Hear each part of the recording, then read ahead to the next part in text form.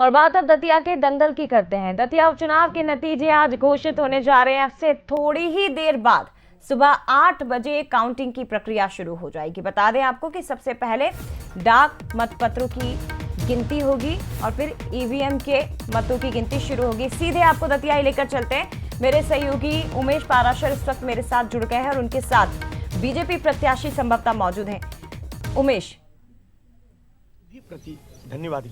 कितना अंतर रहने वाला है? देखिए जया, बिल्कुल आज जो है मतगणना स्थल पर भाजपा प्रत्याशी पहुंचे हैं और आज जो मतगणना होनी है उसको लेकर पूरे मध्य प्रदेश की निगाहें इस सीट पर टिकी हुई हैं, क्योंकि लगातार हमने देखा कि यहां पर जो दतिया की सीट है वो काफी चर्चित रही और अब जो है आज जो परिणाम आने हैं, जो मतदाताओं की जो प्रत्याशियों की किस्मत है वो ईवीएम में कैद हो चुकी है। और खुद भाजपा प्रत्याशी आशुतोष तिवारी हमारे साथ हैं और वो क्या कह रहे हैं वो भी सुनते हैं। लेकिन अभी यहाँ पर 8 बजे जो है डाक मत पत्रों की गिनती शुरू होगी।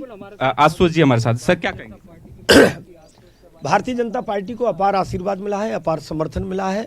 हर एक मतदाता कमल के फूल को अपना आशीर्वाद दिया है, इसलिए आज कमल का फूल खिलेगा।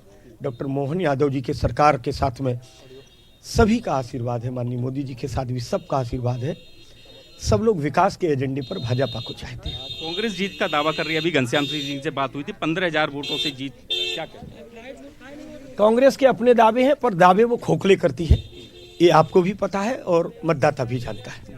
भाई साहब, जिस तरह से जो ये कांग्रेस का जो कलह चल रहा है उसमें भाजपा को वोट देने की बात भी कही जा रही है, क्योंकि राजेंद्र भारती को निलंबित कर दिया। विकास के नाम पर जो भी भारतीय जनता पार्टी की सरकार से जुड़ना चाहते हैं उन सबका स्वागत है।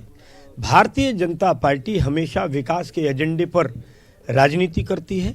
जन कल्याणकारी योजनाओं के माध्यम से हम हर एक चेहरे पर मुस्कुराहट लाएं, इस दृष्टि से सरकार में नेतृत्व करती है। इसलिए कांग्रेस को भी षड्यंत्र की राजनीति से बाहर आना चाहिए, झूठ फरेब की राजनीति से बाज आना चाहिए। किसी का पत्र वायरल कराना, किसी का वीडियो बनवाना, किसी को भ्रमित करना, ये देवतुल्य कार्यकर्ता है, मतदाता है, समझदार मतदाता है। ये जान गया है कि कांग्रेस सिर्फ षड्यंत्र की राजनीति करती है और इसलिए सबका आशीर्वाद भाजपा के साथ। क्या होगा चुनाव में? अरे कमल का फूल खिलेगा, बहुत अच्छे अंतर से खिलेगा।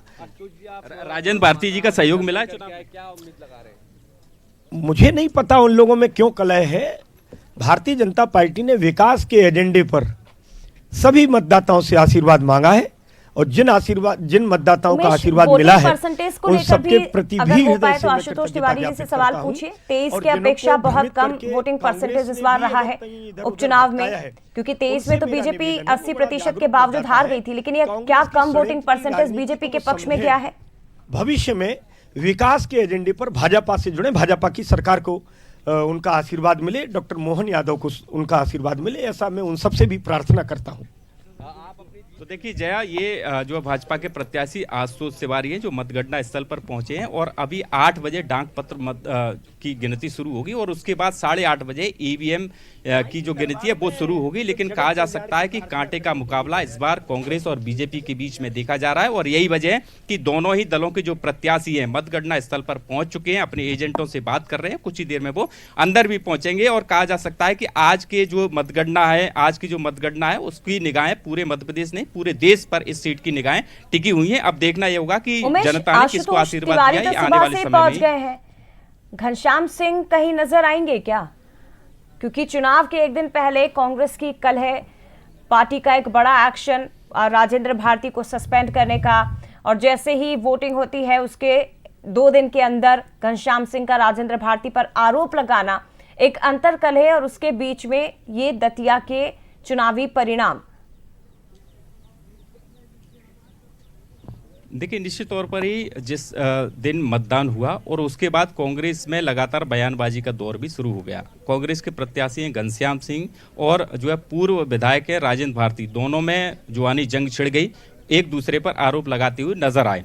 हालांकि पार्टी ने एक बड़ा एक्शन लिया है और उनको पार्टी से निलंबित कर दिया है, लेकिन इसके बीच में उन्होंने ये कहा है कि जो घनश्याम सिंह है पूर्व गृह मंत्री नरोत्तम मिश्रा से मिलकर चुनाव लड़ रहे हैं। उन्होंने मंच से जो है पूर्व गृह मंत्री की तारीफ भी की। तो कहा जा सकता है कि पार्टी में जो विरोधी गतिविधियां हैं तो घनश्याम कर रहे हैं, लेकिन इन सब के बीच में अभी घनश्याम सिंह जी से हमारी बात हुई, उन्होंने जीत का दावा किया और अब वो कुछ ही देर में जो है मतगणना स्थल पर भी पहुंचेंगे। लेकिन कहा जा सकता है बीजेपी और कांग्रेस दोनों में ही इस चुनाव को लेकर भितरघात जरूर सामने आया है। अब भितरघात हुआ है, लेकिन जनता ने किसको आशीर्वाद दिया है ये कुछ समय के जो परिणाम है उसके बाद स्पष्ट हो पाएगा कि आखिर दतिया की जनता ने किसको विधायक चुना। थोड़ी देर में स्पष्ट होने लगेगा। उमेश, आप बने रहिएगा, लगातार अपडेट आपसे लेते रहेंगे। फिलहाल के लिए बहुत धन्यवाद आपका। तमाम